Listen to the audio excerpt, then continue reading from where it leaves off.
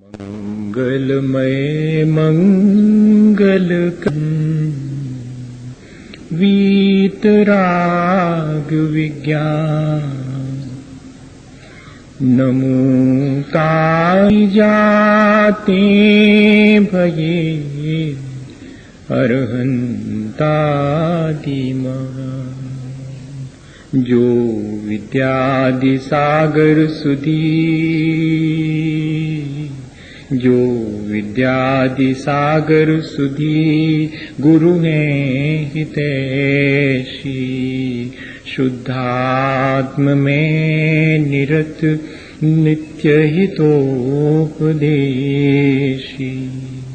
वे पाप ग्रीष्म ऋतु में जल हैं सयाने पूजूं सतत केवल ज्ञान पाने पूजूं सतत केवल ज्ञान पाने। बोले भगवान महावीर स्वामी के, आचार्य कुंद कुंद स्वामी के, आचार्य गुरुवर विद्यासागर मुनि महाराज के।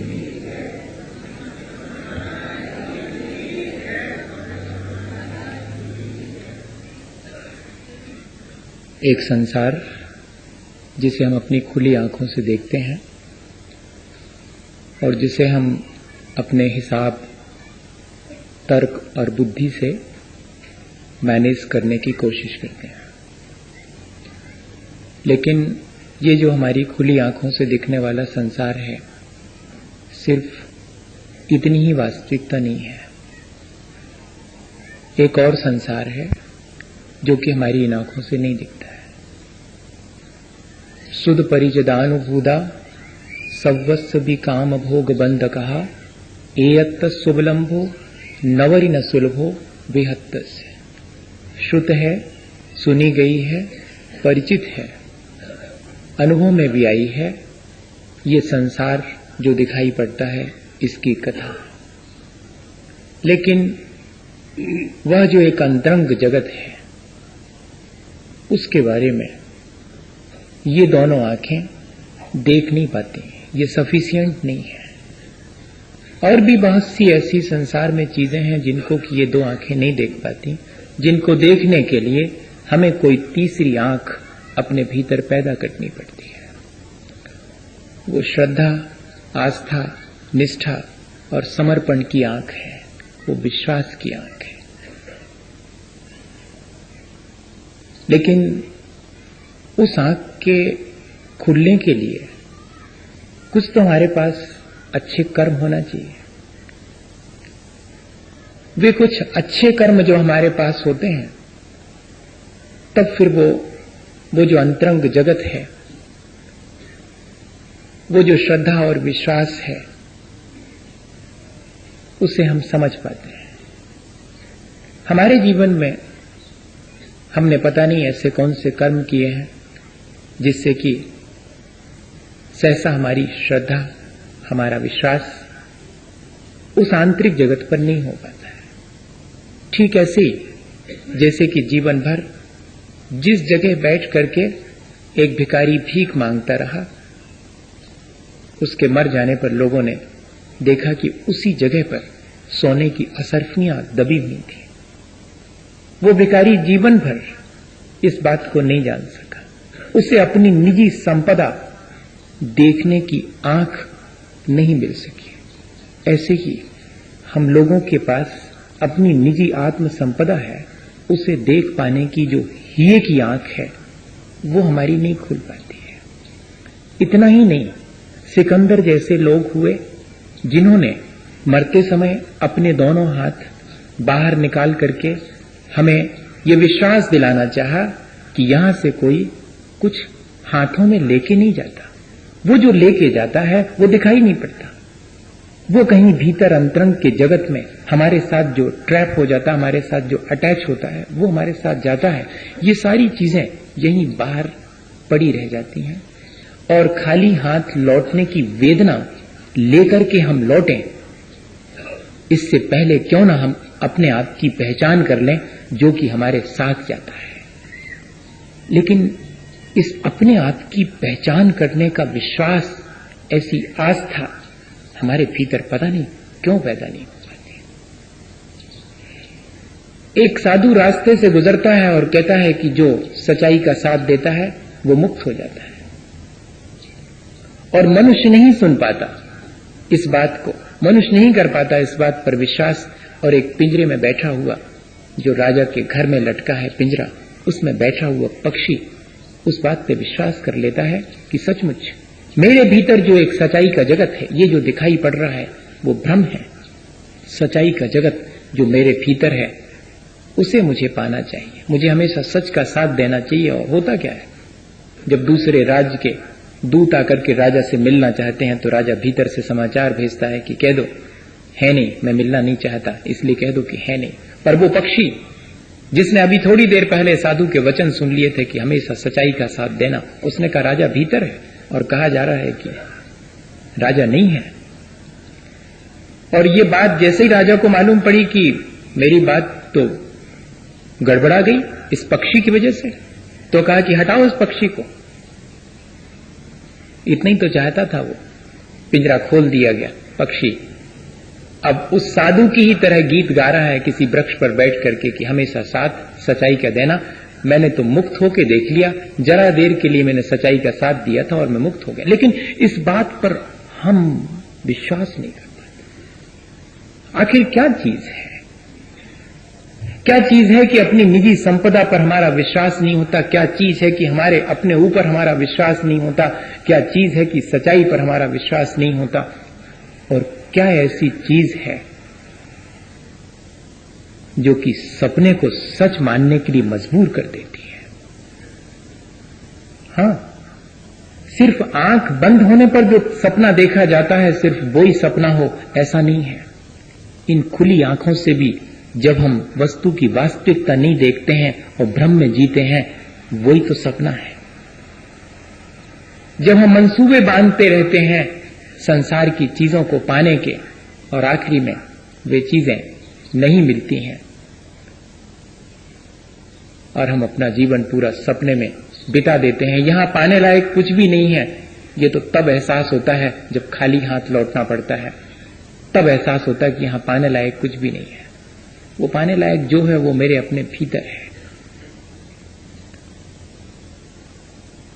क्या हुआ था, राजा का राजकुमार बीमार था और वो उसके सिरहाने बैठे थे और झपकी लग गई थी, और तब उन्होंने सपने में अपने 12 बेटे और बहुत बड़ा साम्राज्य देखा था। और इतने में जीवन साथी की चीख सुनकर के उनकी आंख खुल गई थी,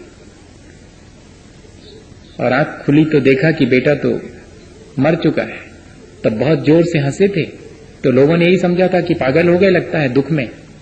लेकिन उनसे पूछने पर कि आप हंसे क्यों, तो उन्होंने कहा कि आज मुझे मालूम पड़ा इस संसार की वास्तविकता ये है कि सिर्फ यहां पर बंद होने पर आंख सपना नहीं दिखता, यहां तो खुली आंख में भी सपने ही हम देखा करते हैं, सच्चाई तो हम देख ही नहीं पाते हैं। क्यों? मैं उन जो 12 बच्चे अभी स्वप्न में जिनको कि मैं बिल्कुल सच मान रहा था, वे मेरे चले गए स्वप्न टूटने पर, उनके लिए रोऊं, या कि जो ये सामने राजकुमार मेरे सामने से मरण को प्राप्त हो गया इसके लिए रोऊं, इसलिए मैं हंस रहा हूं।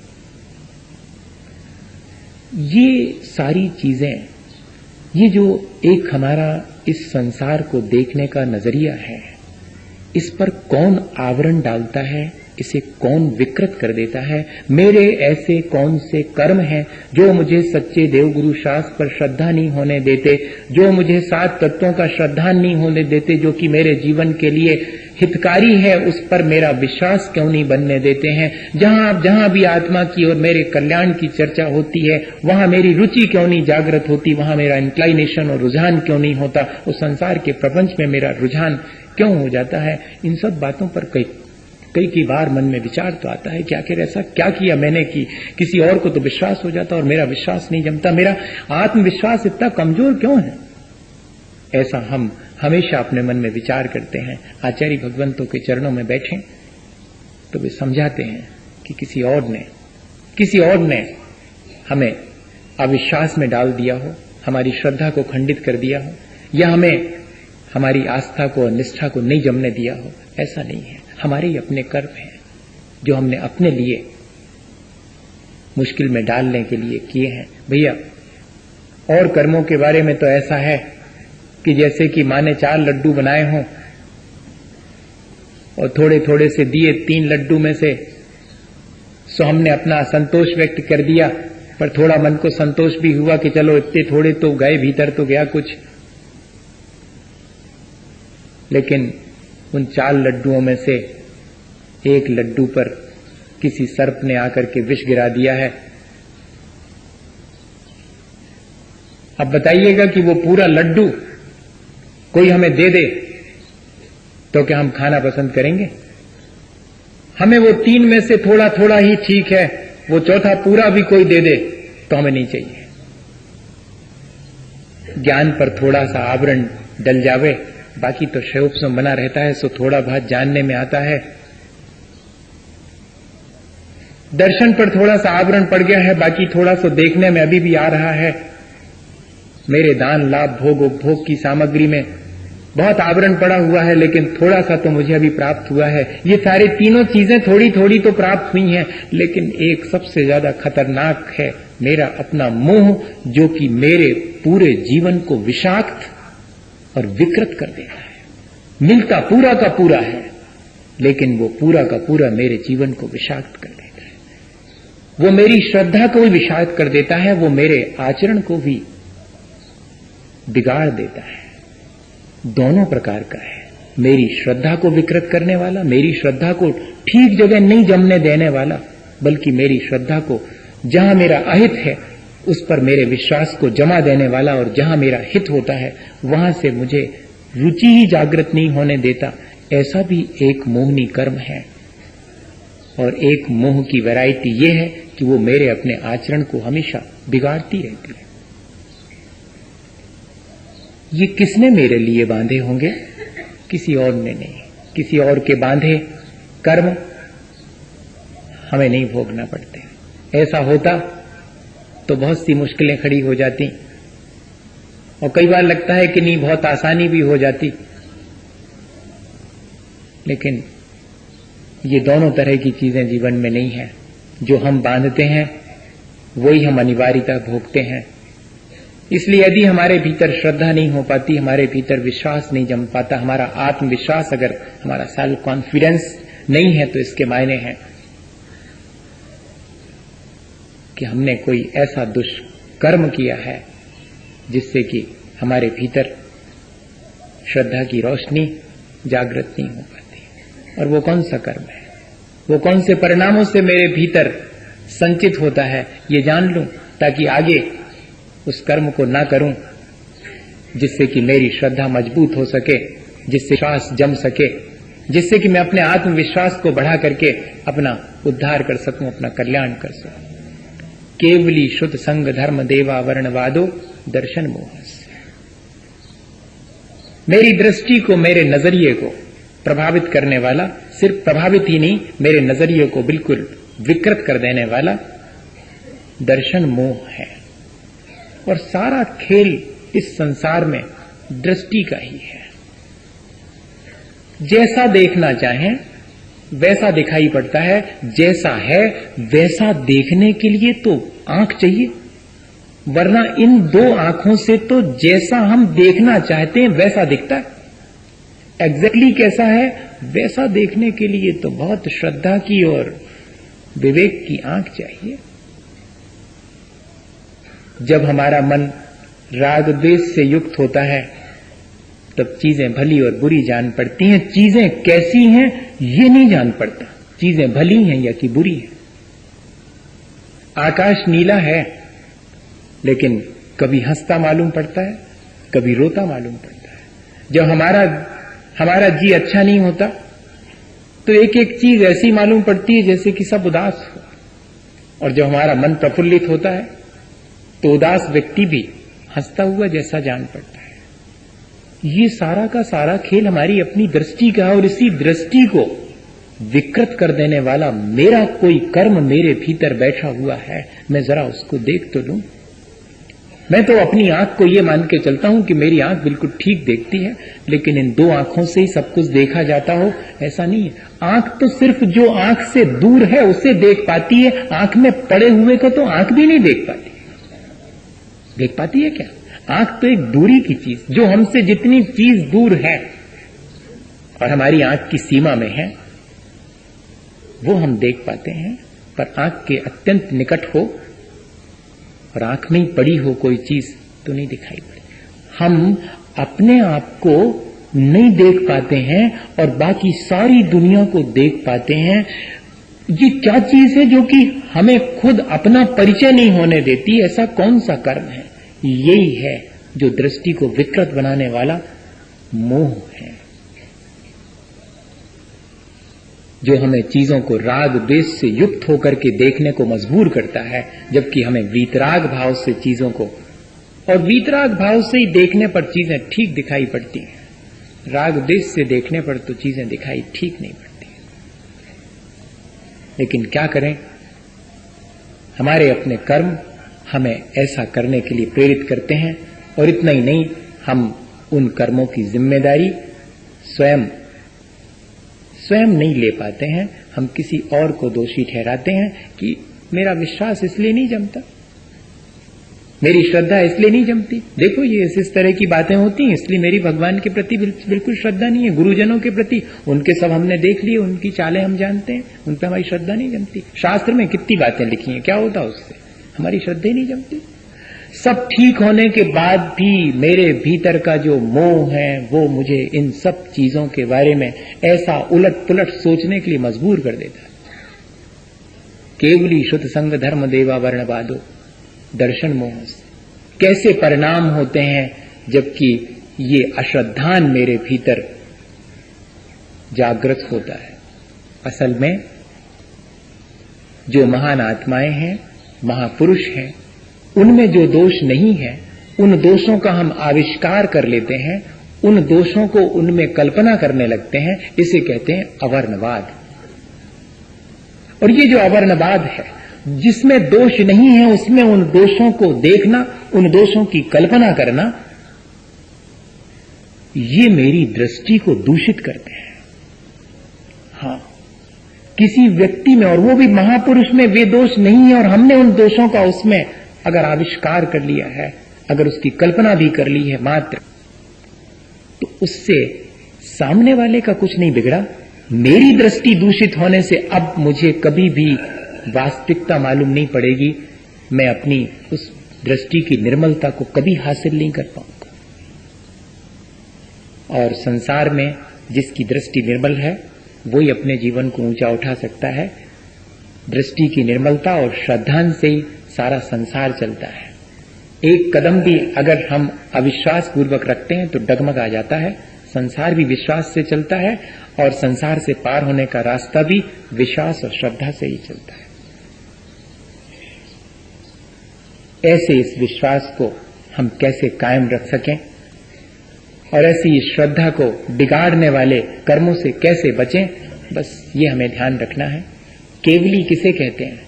जिनको अपने चार घातीय कर्मों के नाश करने पर अनंत चतुष्टय की प्राप्ति हुई है, जो संसार के दोषों से मुक्त हो गए हैं, राग द्वेष जन्म मरण खेद श्वेत जितने प्रपंच हैं संसार के, जिन सब दोषों से, 18 ही दोष हैं हम सब में, उन 18 दोषों से जो रहित हैं वे अनंत केवली भगवान हैं। लेकिन उन्हें भी भूख लगती होगी, उन्हें भी प्यास लगती होगी, उन्हें भी रोग शोक होते होंगे, वे भी भोजन करते होंगे। ऐसी हम उनके भीतर कल्पना कर लेते हैं। ये जो हमारी केवली भगवान के बारे में मिथ्या कल्पना है, दोषपूर्ण कल्पना है, वो हमारी अपनी दृष्टि को विकृत कर देती है। जिनेंद्र भगवान के द्वारा कही गई जिनवाणी, जिसे हम शुद्ध कहते हैं, उसमें ऐसी कल्पना कर लेते हैं अपने जिह्वा लोलुपता की वजह से, या कि अपने किसी इंद्रिय विषयों के पोषण के लिए। कौन कहता है? कहां लिखा हुआ है ग्रंथों में कि रात्रि भोजन नहीं करना चाहिए? कई जगह लिखा हुआ है कि रात में खा सकते हैं। कौन कहता है? कहां लिखा हुआ है कि आलू नहीं खाना चाहिए? कौन से ग्रंथ में लिखा हुआ है? ग्रंथों में लिखा है आलू खाना चाहिए? इतना ही नहीं, मांस और मदिरा का सेवन भी ग्रंथों के द्वारा सम्मत है। ऐसा मिथ्या दोष जब हम सेक्रीड स्क्रिप्ट पर लगा देते हैं, जब हम गुरुजनों की और तीर्थंकरों की वाणी पर ऐसा दोषारोपण कर देते हैं कि उन्होंने तो इन सब चीजों को वैलिड माना है, तब मानिएगा कि ये हमारी अपनी दृष्टि को विकृत करता है, हमारे आत्मविश्वास को धीरे धीरे घटाता है। आज व्यक्ति को अपने पर ही विश्वास नहीं है। क्यों? क्योंकि जिन पर हमें विश्वास करना था उन पर ही हमारा विश्वास नहीं है, तो अपने ऊपर विश्वास कैसे जागृत? हमने तो अपनी विषय कषायों के पोषण के लिए उन सब चीजों में भी तब्दीली कर दी और अपने मन मुताबिक उन चीजों में वे चीजें शामिल कर दी। ऐसे श्रुत का आवरणवाद ये मेरी दृष्टि को विकृत करता है। बहुत सावधान रहने की आवश्यकता है। मेन स्क्रिप्ट में मिक्सअप करना, अपनी दृष्टि के अनुरूप अपने राग द्वेष से प्रेरित होकर के, वो हमारी ही दृष्टि को विकृत करेगा और कुछ नहीं होगा। दूसरे का तो बिगाड़ होगा ही, अपना खुद का भी बिगाड़ होगा। इसलिए कभी भी ऐसा प्ररूपण नहीं करना। एकांतवाद दूषित समस्त विषयादिक पोषक अप्रशस्त, रागादि कुमतिन कृत श्रुताभ्यास, सो है कुबोध बहुदैन त्रास। कभी भी ऐसा नहीं करना, ऐसा प्ररूपण नहीं करना जिससे कि विषय कषायों का पोषण हो, और वो भी धर्म के नाम पर।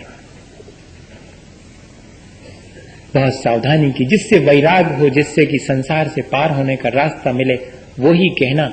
क्योंकि हमारे कल्याण करने वाले गुरुजनों और तीर्थंकरों ने वही कहा है, वे कभी हमें संसार में भटकाने वाली चीजों में लगने के लिए प्रेरित नहीं करेंगे। लेकिन क्या करें, हमारी अपनी लोलुपता, हमारा अपना स्वार्थ, उनके माध्यम से हम अपनी बात को कह देते हैं।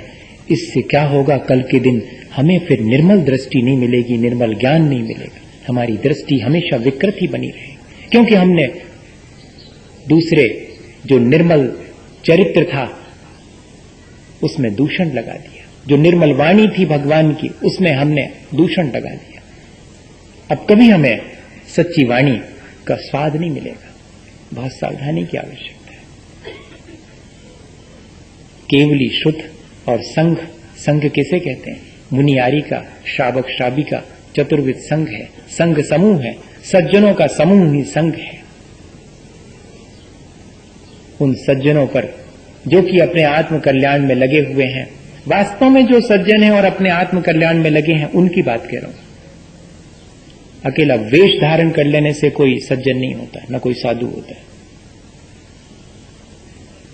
जो अंतरंग में साधुता को अपना चुका है, उसकी उस साधुता को न देख करके ये कहना कि अरे इनके पास खुद ही तो खाने पीने को नहीं है, खुद ही तो शरीर पे कपड़ा लगता नहीं है जी, अब ही तो संसार में दुखी दिखाई पड़ रहे, आगे का इनको सुख मिले। ऐसा मिथ्या आरोपण अपने मन में कल्पना कर लेना, इससे क्या होगा? इससे हमारी ही दृष्टि विकृत होगी। जो दोषी है उसके दोष देखना तक वर्ज है, और जो निर्दोष है उसमें दोषों का आरोपण कर देना, वो तो फिर अपने जीवन को नष्ट करने का उपाय ही है साक्षात। उसमें तो कोई बात ही नहीं।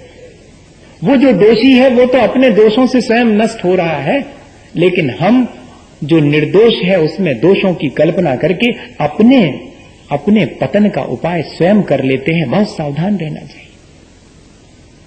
आज 5 मिनट और लेऊंगा, विलंब तो हुआ। मेरे जिम में 9:15 बजे आई है बात, अभी 20 मिनट हुए हैं। दृष्टि तो घड़ी पर चली जाएगी, आज तो बार बार जाएगी, इसलिए 5 मिनट और लेऊंगा बस।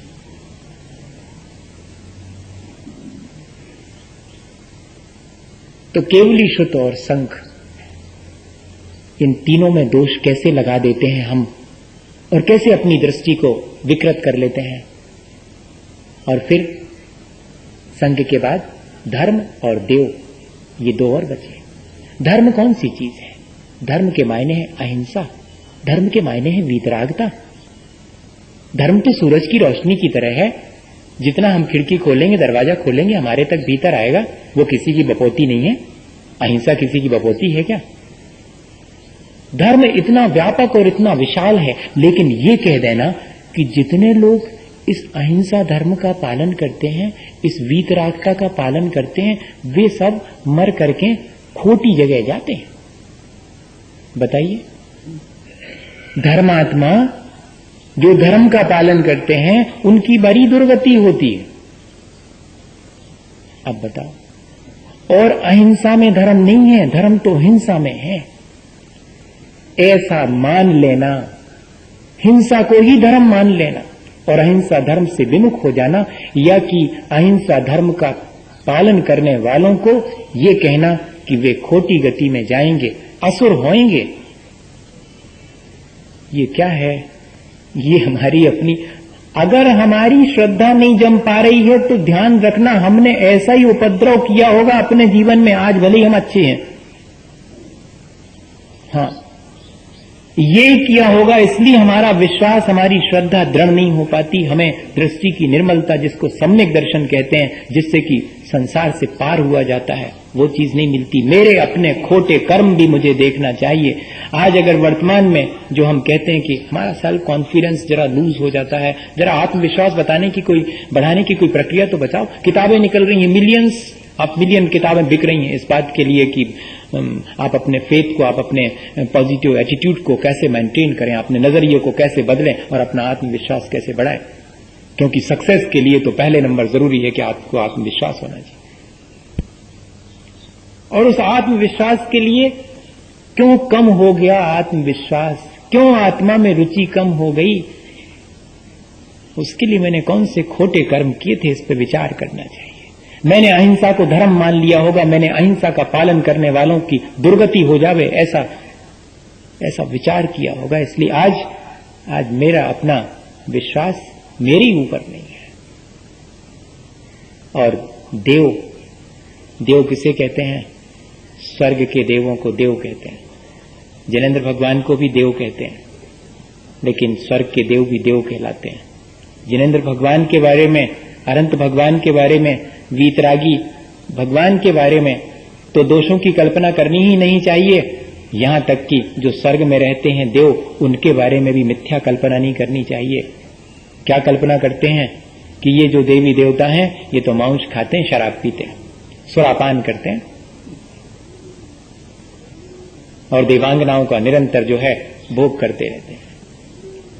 उनको वही चाहिए, सुरा और सुंदरी चाहिए। ऐसा कह देते हैं, यदि हम ऐसी कल्पना कर लेते हैं उन देवों में, ध्यान रखना अत्यंत सुंदर होते हैं, मंदकशायी होते हैं, परिग्रह धीरे धीरे उनका कम होता जाता है। गति शरीर परिग्रहाभिमान तो हीना,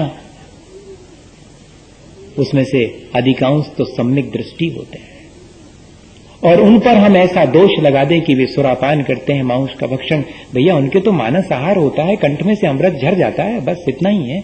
लेकिन हमने कौन सी ऐसी कल्पना कर ली, ऐसी मिथ्या धारणाएं हम बना लेते हैं। वे मिथ्या धारणाएं हमारे जीवन को, हमारी दृष्टि को दूषित करती हैं। ये तो ठीक ऐसा है, दृष्टि की निर्मलता और दृष्टि की विकृति तो ऐसी है भैया कि अपन को जो चीज अपने राग देश से रुच जावे उसी को अपन सही मानते हैं, और जो अपने लिए नहीं रुचती सो उसको अपन सब मिथ्या करार कर देते हैं। मुश्किल तो यही है। जैसे कि हमने आपको उदाहरण दिया था कि बिल्ली महारानी सेठ जी के घरे पली थी और एक बार विदेश यात्रा पे गई और फिर बाद में लौटी तो उनका बड़ा स्वागत हुआ कि विदेश से लौटी हैं। उनकी अपनी सहेलियां उनसे मिली और उन्होंने कहा कि कोई संस्मरण सुनाओ विदेश का। तुमने तो वहां पर जो महारानी है उनको भी देखा होगा, सुनते हैं कि उनके मुकुट में तो कोहिनूर हीरा लगा हुआ है, कितना सुंदर होगा, वहां का वर्णन तो करो। तो वो कहती है बिल्ली अन्य सहेलियों से कि सुनो ये सब बाहियात बातें हैं, क्या रखा है इसमें, वहां पर चूहे बहुत मोटे मोटे हैं।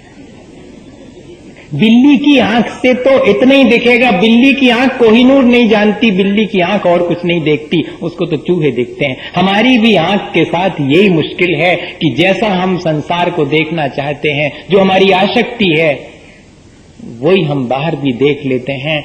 भैया इस आंख को जरा सा दुरुस्त करने की बात है। मेरे अपने कर्म जो मैंने अज्ञानता पूर्वक कर लिए हैं, जिससे कि मेरी आंख पर पर्दा पड़ गया है, मेरी आंख से मुझे ठीक ठीक नहीं दिखाई पड़ता, मेरी आंख में विकृति आ गई है, सो इस वाली आंख का तो डॉक्टर से इलाज हो सकता है, लेकिन वो जो हिये की आंख और भीतर की आंख है उसका इलाज भी हमें करना पड़ेगा। और उसके इलाज के लिए आचार्य भगवंतों ने सूत्र दे दिया कि कभी केवली भगवान के बारे में, कभी जिनवाणी के बारे में, कभी सज्जन पुरुषों और साधु जनों के बारे में, कभी धर्म के बारे में, और कभी सामान्य स्वर्ग के देवों के बारे में भी। और जो चीजें उनमें नहीं है उनकी कल्पना मत करना, उन दोषों को, उनमें जो निर्दोष हैं वो मत देखना। अगर ऐसी दृष्टि भी हमारे अंदर आ जावे तब हमारा जीवन बहुत ऊंचा उठ सकता है। कल और आपसे बात करूंगा इसी विषय पर, यह नहीं भी होगा तो किसी और विषय पर। मैंने आज तक आपसे अब नहीं कहा, आज भी नहीं कह रहा हूं। मैं सिर्फ इतना ही कहना चाहूंगा कि आने वाले दिनों में और आपकी शुभकामनाएं और आने वालों को आपका आशीर्वाद मिलना चाहिए।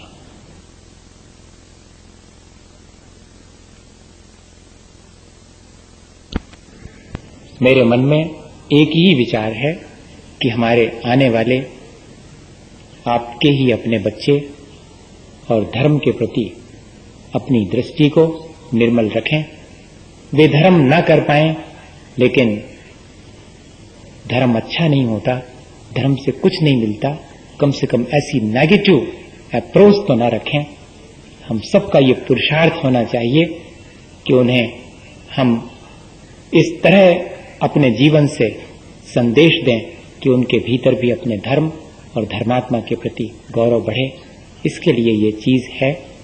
तो कल, परसों और 13 तारीख को सुबह अपन ऐसे ही बैठेंगे, लेकिन अपने साथ जैसे जैसे वो बच्चे आते जाएंगे, वे भी बैठेंगे, तो अपन एक कॉमन डिस्कशन करेंगे उन टॉपिक्स पर जिनके के लिए उनके भी समझ में आए और अपन भी उससे संदेश लेंगे। ऐसा ना सोचें कि ये सिर्फ उनके लिए ही दिया जाएगा। मैंने आज तक ऐसा भेद नहीं किया कि इनके लिए ये है और इनके लिए ये है और बीच में बैठे वाले और आगे वालों के लिए ये है और मंच पे बैठे वाले, ऐसा तो अपन ने कभी नहीं किया होगा। तो ऐसा नहीं माने कि अब आगे आने वाले दिनों में तो हमारे लिए कुछ भी नहीं है। अपन इस प्रक्रिया को फिर कंटिन्यू करेंगे। यदि कल हो सका तो इस प्रक्रिया को जो आधी रह गई है वो कंटिन्यू करेंगे, या कि नहीं हुआ तो फिर अपन इस प्रक्रिया को 14 तारीख से फिर ज्यों का त्यों शुरू करेंगे। और अभी हमें यहां से जाने की बहुत ज्यादा जल्दी नहीं है। इसी भावना के साथ कि अपन प्रेम पूर्वक और सारी चीजें एक दूसरे से मिलजुल करके और अपने जीवन को अच्छा बनाने के लिए करेंगे। अपनी दृष्टि को पॉजिटिव रखेंगे, अपनी दृष्टि को निर्मल रखेंगे, ताकि हमारा जीवन आसान हो। इसी भावना के साथ बोले आचार्य गुरुवर विद्यासागर मुनि।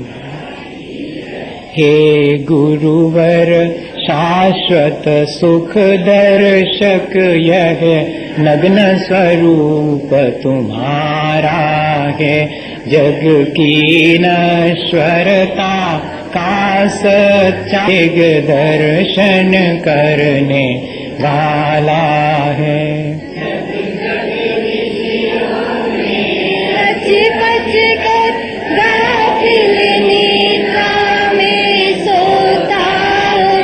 अथवा वह शिव के निष्कंटक पथ में विषकंटक गोता हो।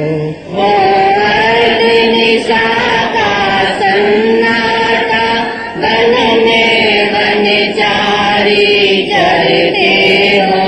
तब शांत निराकुल मानस तुम तत्वों का चिंतन करते हो।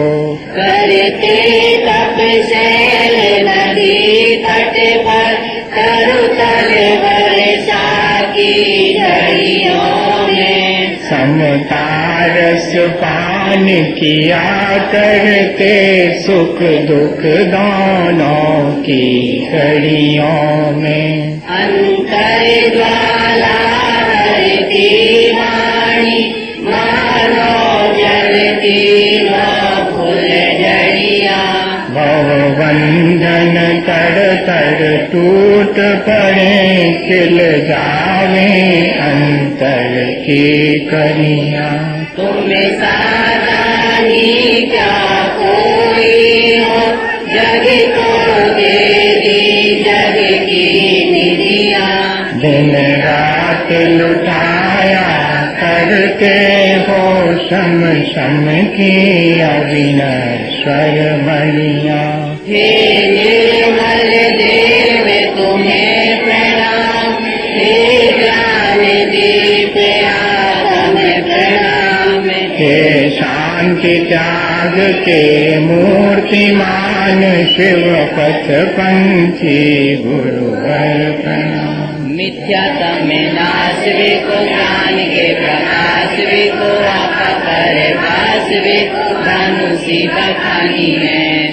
द्रव्य जान वेखो, गंध विद्वान वेखो, सकर पिछान वेखो, परम प्रमाणी है। हनुम बताए वेको, जीवन के जताए वेको, कहूँ न सताए वेको, कबे ओरे आनी है। जहाँ तहाँ तार वेखो, तार के उतार वेखो, सुख विस्तार वेखो, यही ज्ञानवाणी है।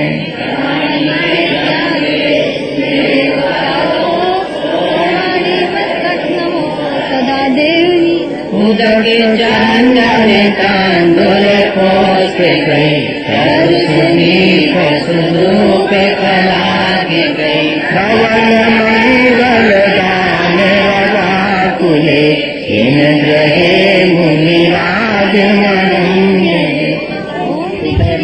परम पूज्य आचार्य गुरुवर श्री विद्यासागर जी महाराज के संगत मुनि श्री समय सागर जी महाराज, श्री भव्य सागर जी महाराज के चरण कमलों की पूजा अनंत पर प्रातः अर्घ्य निरूपम ते स्वाहा।